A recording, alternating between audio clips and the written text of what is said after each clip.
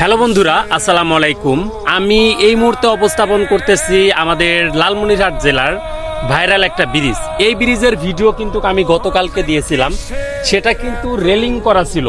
উত্তরবঙ্গের মানুষ বিশেষ করে এত গরিব যেটা বলার বাইরে, তারা কিন্তু একটা ব্রিজ দেওয়ার সামর্থ্য যদিও হয়, কিন্তু কোনো এমপি মহোদয় এই এলাকায় কোনোভাবেই কাজ করতে চায় না। আপনারা দেখতে পাচ্ছেন ব্রিজের অবস্থাটা এত খারাপ আসলে যেটা বলার বাইরে। তো আমি সকলের দৃষ্টি আকর্ষণ করে বলতেছি, আপনারা ভিডিওটা সর্বোচ্চ লেভেলে শেয়ার করে দিবেন।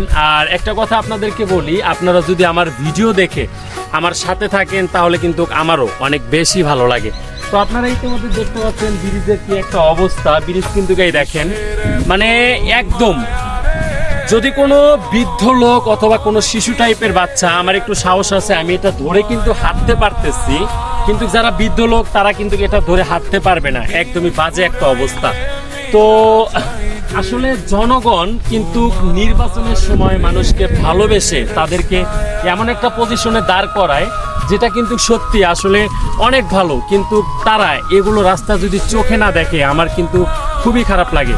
আমি সকলের কাছে আমার এই ভিডিওটা শেয়ারের মাধ্যমে হেল্প চাচ্ছি, যেন বাংলাদেশের সরকার অবধি এই ভিডিওটা পৌঁছে যায়, আর যেন গ্রামের এরকম পরিবেশ, এরকম রাস্তাগুলো তাদের নজরে পড়ে। দেখতে পাচ্ছেন গায়েস, পাশে কিন্তু অনেক সুন্দর একটা নদী।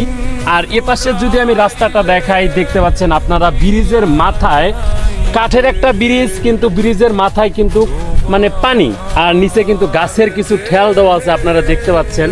তো যারা আমাকে ভালোবাসেন, যারা আমার ভিডিও দেখেন, তাদের কাছে আমি করজোরে অনুরোধ করব, ভিডিওটা সর্বোচ্চ লেভেলে শেয়ার করে সবাইকে দেখার সুযোগ করে দিবেন, যেন এসব ব্রিজের কাজ দ্রুত হয়। কেননা এই ব্রিজের কাজ দ্রুত হলে হাজার হাজার মানুষের কিন্তু ভালো হবে, চলাচল ব্যবস্থা ভালো হবে।